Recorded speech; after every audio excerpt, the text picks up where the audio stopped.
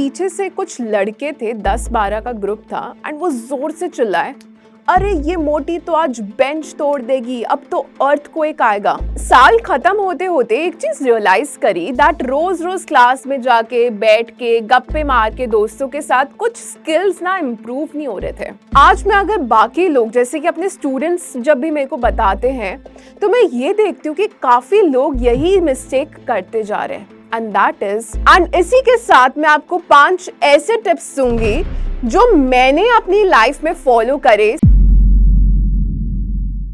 अंग्रेजी में बात करो बिना डरे बिना शर्माए। डाउनलोड जोश टॉक्स इंग्लिश स्पीकिंग ऐप। एक लैंग्वेज से आप लाइफ के सिर्फ एक कोने में ही रहेंगे, बट अगर आप 2 लैंग्वेजेस सीख लेते हैं देन आप लाइफ के सारे दरवाजे अपने लिए खोल सकते हैं। Hello lovely people, my name is Shubhangi Soni and आप में से काफी लोग मुझे शुभांगी मैम या मिस सोनी के नाम से भी जानते होंगे।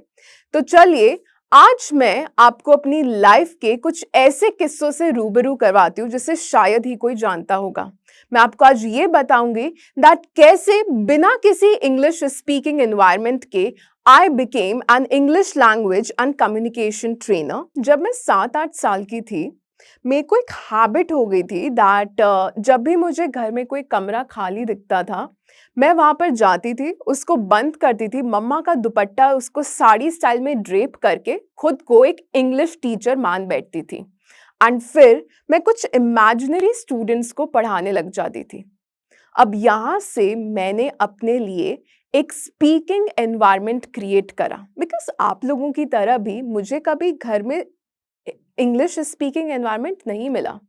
हमेशा से हिंदी में ही सब बात करते थे एंड ऐसे चलते चलते मेरे अंदर एक कॉन्फिडेंस आया एंड मैं स्कूल में जितनी भी एक्टिविटीज होती थी वहां पर, चाहे वो स्टोरी टेलिंग कंपटीशन हो चाहे वो पोएम कंपटीशन हो, मैं पार्टिसिपेट करती थी एंड यस फर्स्ट भी आती थी। लाइफ में मुझे पहला धक्का तब लगा when I was in 10th standard. I still remember this incident. Now ये वाली जो शुभांगी थी ये थोड़ी चेंज हो गई थी। क्यों? Because she became overweight and उसी मोटापे में कहीं ना कहीं मेरा कॉन्फिडेंस भी दब गया था। अब इस इंसिडेंट में क्या हुआ दैट टीचर ने मेरा नाम बोला दैट शुभांगी बेटा चलो ये पैराग्राफ पढ़ के सुनाओ। एंड काफी हिम्मत जुटा के आई स्टूड अप। तभी पीछे से कुछ लड़के थे, 10-12 का ग्रुप था एंड वो जोर से चिल्लाए, अरे ये मोटी तो आज बेंच तोड़ देगी, अब तो अर्थक्वेक आएगा। Everybody laughed, everybody except me of course. Yes, मुझे ह्यूमिलिएट फील हुआ, एम्बैरेसमेंट फील हुआ, but I still carried that smile on my face and कहीं ना कहीं I was just praying to God that ये मोमेंट पास हो जाए। मेरी आंखें नम हो गई थी उस टाइम, गले से आवाज नहीं निकल रही थी। Now coming to my college life when I finish my schooling, इस मोटू शुभांगी ने अपने आप को काफी मेंटेन कर लिया था and good things started happening in my life. 12th standard में आई स्कोर्ड 95%। पापा तो बहुत ही खुश हो गए थे एंड मेरा सिलेक्शन हुआ दिल्ली यूनिवर्सिटी के टॉप कॉलेज में which is Gargi college and वहां पर I opted for English honours. अब पहला साल तो कॉलेज का बहुत अच्छे से गया, लेक्चर्स अटेंड करे, नए दोस्त भी बनाए एंड असाइनमेंट्स पूरे करे, बट साल खत्म होते होते एक चीज रियलाइज करी दैट रोज रोज क्लास में जाके बैठ के गप्पे मार के दोस्तों के साथ कुछ स्किल्स ना इम्प्रूव नहीं हो रहे थे। सो आई थॉट कि क्यों ना मैं सोसाइटीज ज्वाइन करूं कॉलेज में। सो सबसे पहले मैंने ऑडिशन दिया थिएटर सोसाइटी में, जहां पर रिजेक्ट कर दिया सीनियर्स ने। Then I audition for debating society. Now luckily वहां पर मेरा सिलेक्शन हो गया एंड मैंने अपनी लाइफ की पहली डिबेट दी एंड वो भी 20 से ज्यादा लोगों के सामने and that was the first time जब उस छोटी सी शुभांगी के बाद अब बड़ी शुभांगी में कॉन्फिडेंस डेवलप होना स्टार्ट हो गया था एंड उसके बाद अब मुझे कोई रोक नहीं सकता था। So I started giving interviews for internships also and interviews देते देते मेरे को ऑब्वियसली काफ़ी अगेन रिजेक्शन तो मिला ही मिला, बट इस प्रोसेस में मैंने एक चीज़ ज़रूर रियलाइज़ करी दैट इंग्लिश में बात करते करते इंटरव्यूज के दौरान मेरी जो कम्युनिकेशन स्किल्स थी वो और स्ट्रॉन्ग हो रही थी। मैं खुद को और स्ट्रॉन्ग एंड कॉन्फिडेंट फील कर रही थी। मैं और बोलने लग गई। जहां पर भी अपॉर्चुनिटी मिली I use to speak. Rejections मिलते हैं तो यस बुरा लगता है, but come on, that is how life is. Life आपको कभी भी बनी बनाई एक खीर की तरह नहीं परोस दी जाएगी। आपको खुद पे वर्क करना पड़ेगा। लाइफ में अगर सक्सेस की चाह रखते हो तो फेलियर की भी चाह रखो, बिकॉज वहीं से आप इंप्रूवमेंट करोगे। जो आपके फेलियर्स हैं, जो आपकी मिस्टेक्स हैं, उन पे रिफ्लेक्ट बैक करोगे। And that is what I did. मैंने इंटरव्यूज में जो भी मिस्टेक करी, rejections first of all handle कैसे करते हैं वो सीखा एंड उन पे रिफ्लेक्ट बैक करा, सो दैट वही मिस्टेक मैं आगे जाके नहीं कमिट करूं। अब मैं आपको अपनी लाइफ का एक इंटरेस्टिंग किस्सा बताती हूँ। अब जैसे मेरी ग्रेजुएशन एंड पोस्ट ग्रेजुएशन पूरी हो गई, I interviewed for teaching in a school। वहाँ पे मेरा सिलेक्शन हो गया एंड वहाँ पर मैंने 5th एंड 6th क्लास के बच्चों को इंग्लिश पढ़ाना स्टार्ट किया। एंड आप मानोगे नहीं, वहाँ पर एक चीज़ को देख के I was shocked.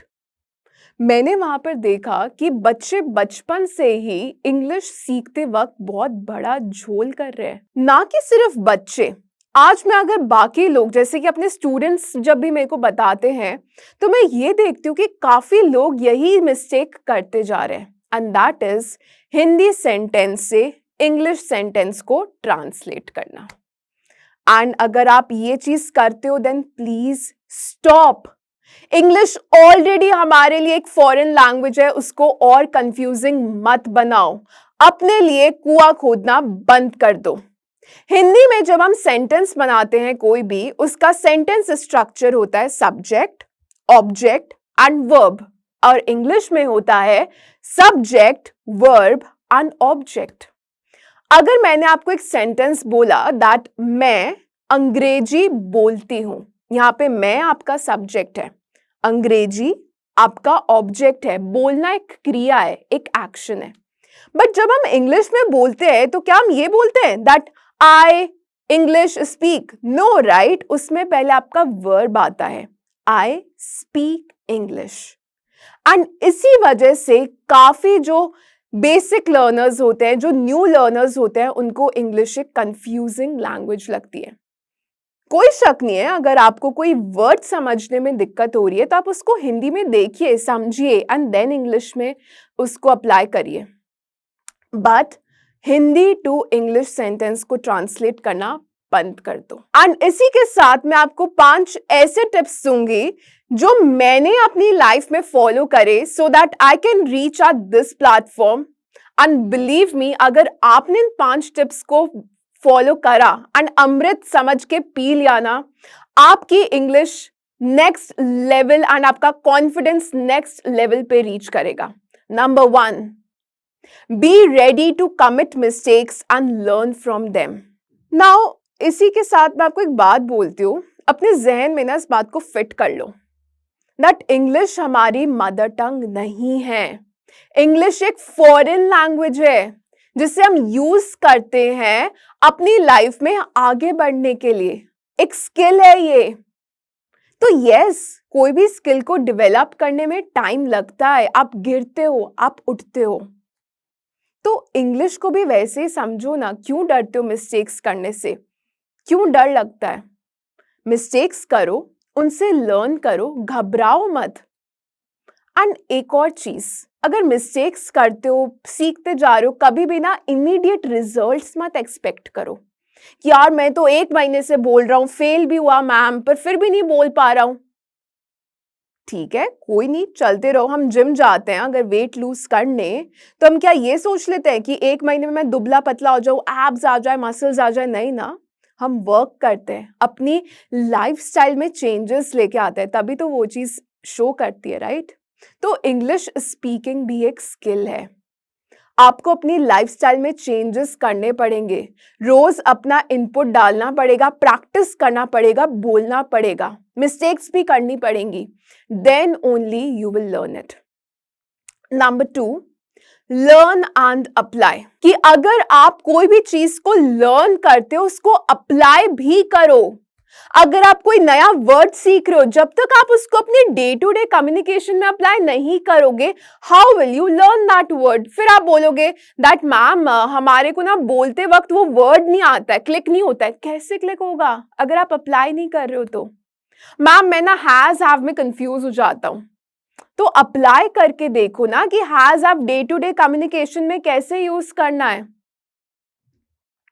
And just remember one thing, that ये लैंग्वेज एक ऐसी है दैट इसको आप जितना ज्यादा अपनी टंग पे लेके आओगे उतना ज्यादा आप इसको फ्लुएंटली बोल पाओगे, because that is how we learn our mother tongue also, बोल के, सुन के। Number 3, consume content in target language.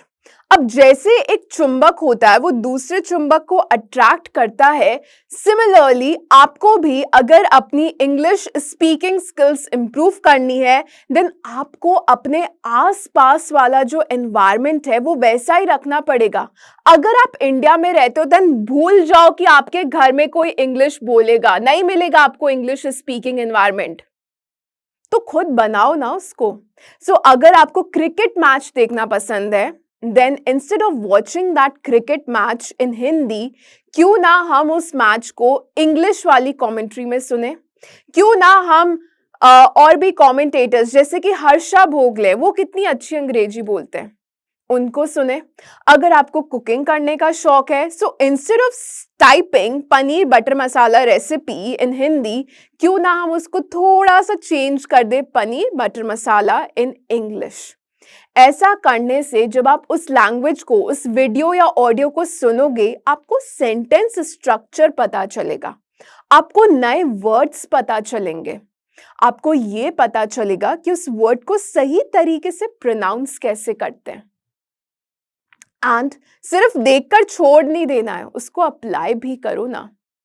And then कौन आपको रोक रहा है अंग्रेजी बोलने से? Number 4, stay away from negative people.